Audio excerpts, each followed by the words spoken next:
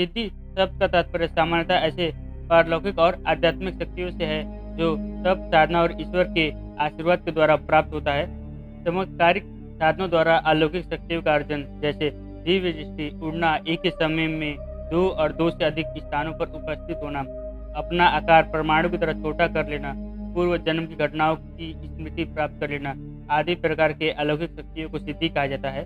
पतंजलि के योग सूत्र में कहा गया है, जन्म, औषधि, मंत्र, तप, समाधिजा सिद्धि, अर्थात जन्म से, औषधि द्वारा, मंत्रों से, तप से और समाधि से सिद्धियां प्राप्त की जा सकती है।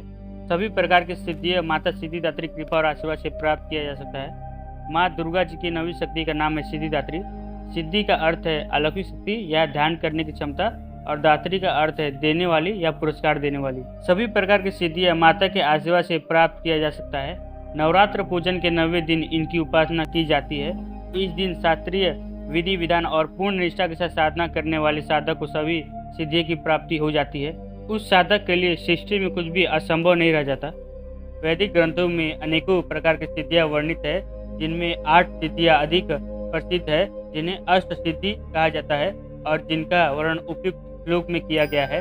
अणिमा, महिमा, केवलयिमा, गरिमा तथा प्राप्ति, प्राकम्यमी, शिष्ट, वशिष्ठ, शास्त्र सिद्धि, अर्थात अणिमा, महिमा, लघिमा, गरिमा तथा प्राप्ति, प्राकाम्य, इष्टित्व और वशिष्ठ ये सिद्धियां अष्ट सिद्धि कहलाती है। गोस्वामी तुलसीदास द्वारा लिखी गई श्री हनुमान चालीसा की 31वीं चौपाई, जिसमें तुलसीदास जी बताते हैं, अष्ट सिद्धि नवनिधि के दाता अर्थात हनुमान जी 8 सिद्धियों से संपन्न है और उनके आशीर्वाद से यह 8 सिद्धियां प्राप्त की जा सकती है। आइए जानते हैं क्या है अष्ट सिद्धि का विवरण।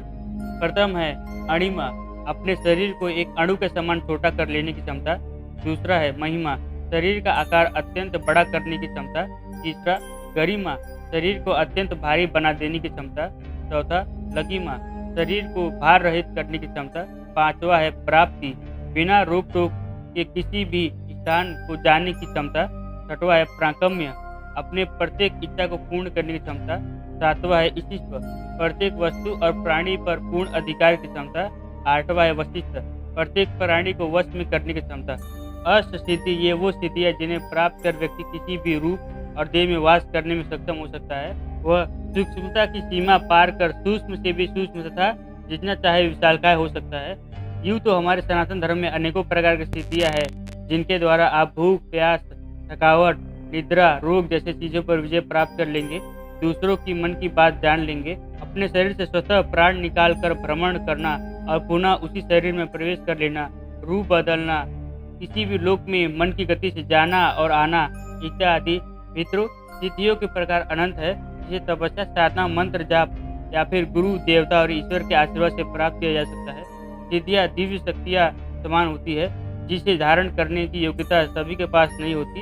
इसलिए पवित्र आचरण का पालन करते हुए तप, त्याग और समर्पण कर हम परमेश्वर के आशीर्वाद से सिद्धियाँ प्राप्त कर सकते हैं। मित्रों, आशा करता हूँ इस वीडियो के माध्यम से आपको कुछ नया सीखने को मिला होगा। अगर वीडियो पसंद आए तो शेयर जरूर कीजिए, जिससे सनातन धर्म में वर्णित सिद्धियों का प्रचार हो सके, सनातन धर्म का प्रचार हो सके।